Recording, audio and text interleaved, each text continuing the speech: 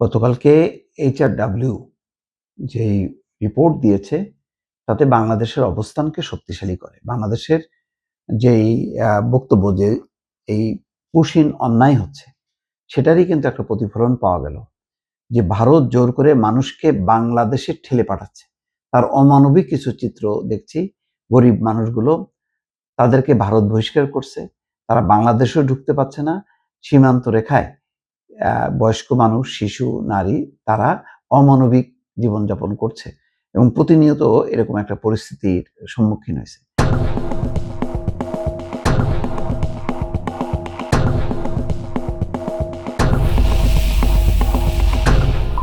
এখানে বলা হচ্ছে যে HRW মনে করে যথাযথ আইনি প্রক্রিয়া ছাড়া কাউকে আটক বা বহিষ্কার করাটা মৌলিক মানবাধিকারের লঙ্ঘন।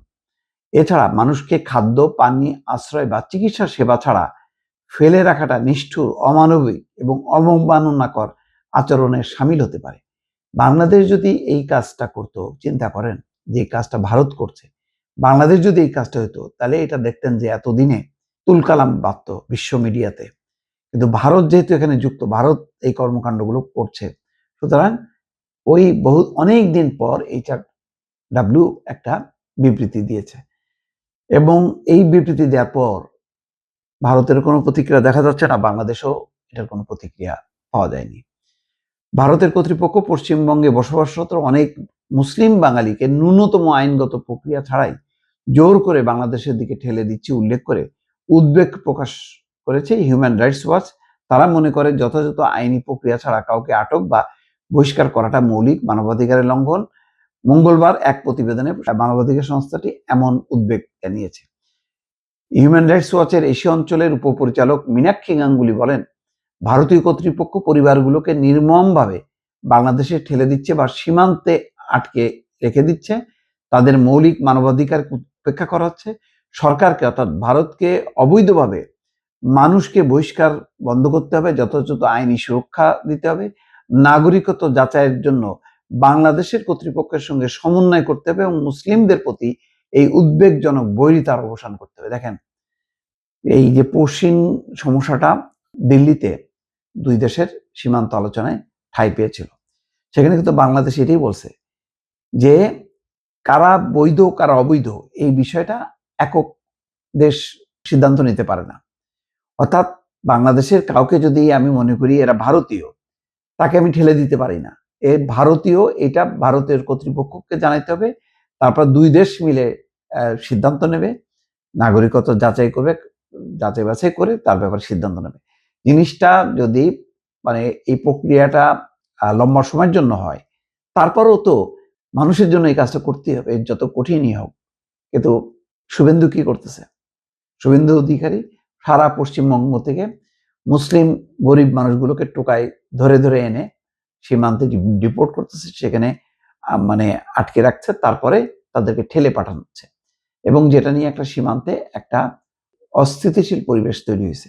যে কোনো সময় দুই পক্ষের মধ্যে সংঘাতেরও একটা আশঙ্কা করা হচ্ছে।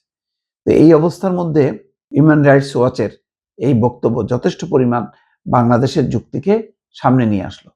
পশ্চিমবঙ্গের মুখ্যমন্ত্রী শুভেন্দু অধিকারী বলেছেন, মার্চের নির্বাচনে তার দল ভারতীয় জনতা পার্টি জয় পাওয়ার পর তাদের সরকারের ডিটেক্ট, ডিলিট অ্যান্ড ডিপোর্ট নীতির আওতায় শত শত বাংলাদেশি অনুপ্রবেশকারীকে আটক করা হয়েছে।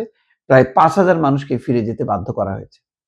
হিউম্যান রাইটস ওয়াচ বলছে, তারা 9 জন প্রত্যক্ষদর্শীর সঙ্গে কথা বলেছে। তারা বলেছেন, বিএসএফ এর সদস্যরা রাতে দলে দলে মানুষকে সীমান্তে এনে কাঁটাতারের ফাঁক দিয়ে বাংলাদেশের দিকে ঠেলে দিচ্ছেন।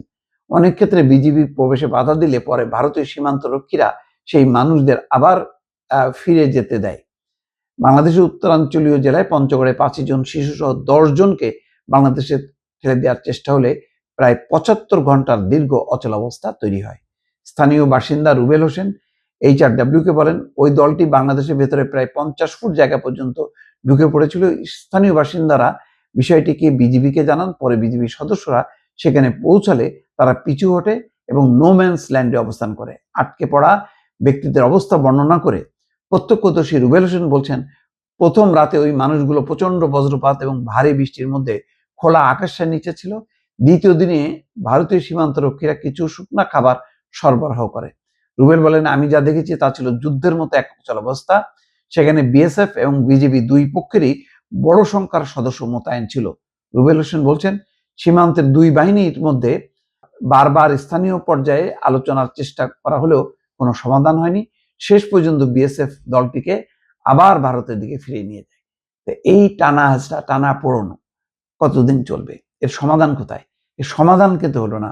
আন্তর্জাতিক মানবাধিকার সংগঠন পর্যন্ত উদ্বেগের তালিকায় নিয়ে আসলো, কিন্তু আদৌ কি খুব শীঘ্রই এর সমাধান হবে? এটা কিন্তু নিশ্চিত না।